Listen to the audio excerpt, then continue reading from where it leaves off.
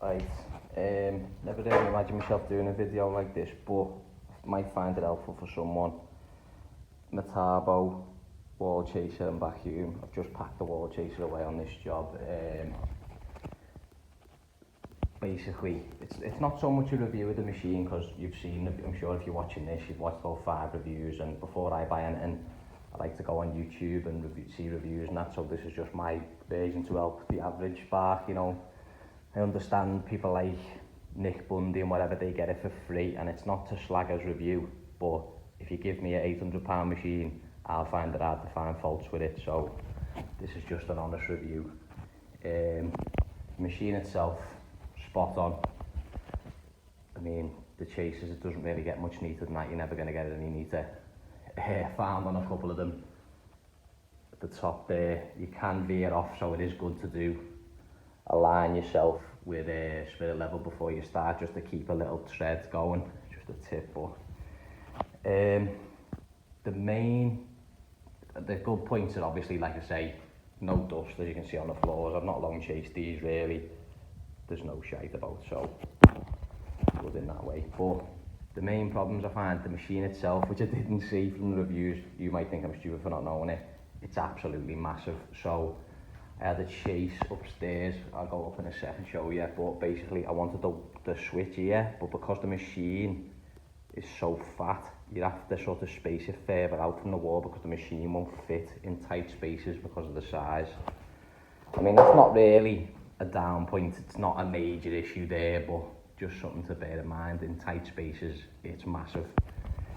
But to be honest, the biggest issue I have, which I've not seen anyone at all mention, but there's a double sockets like that, 2 double sockets, quality for using both of them to just spread a straight line with the wall chaser, 2 lines, knock the middle out. The biggest issue I have though is the bags for this machine are extortionate.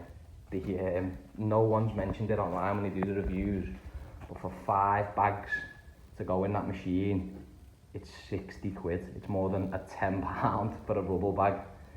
So you only get 1 with the machine. I wasn't aware of that when I bought it, so this is just my way of saying, bear that in mind, because I mean, once you've paid 800 quid for the machine, 60 quid for the bags and another 100 quid for the triple blade, it's a lot of money. You've got to ask yourself, are you going to get your wear out of it?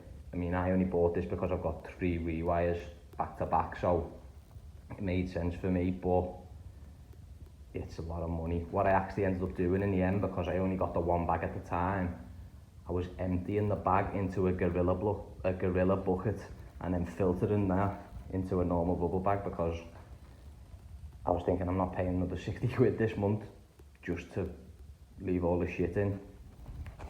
But yeah, in terms of the actual machine quality, got no complaints whatsoever. The chases are neat. You can see with a couple of them. The neatest I bet you'll ever do a chase, especially on walls. Like, see this wall. This wall's not great plaster. You touch it, it wants to fall off, so it can do it even on badly plastered walls that look like they're falling apart. But this is what I was mentioning, so I had to come further away. Not a major issue, but just to show you the size, I couldn't do this line I've drawn here. I couldn't get the wall chaser in there because the gap wasn't big enough.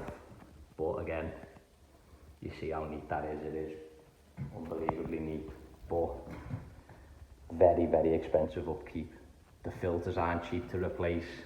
100 quid for the blade, and then 60 quid for 5 bags. So yeah, just an honest opinion. Got nothing against the machine. The machine's quality, I'm happy I've got it, but bear in mind, very expensive.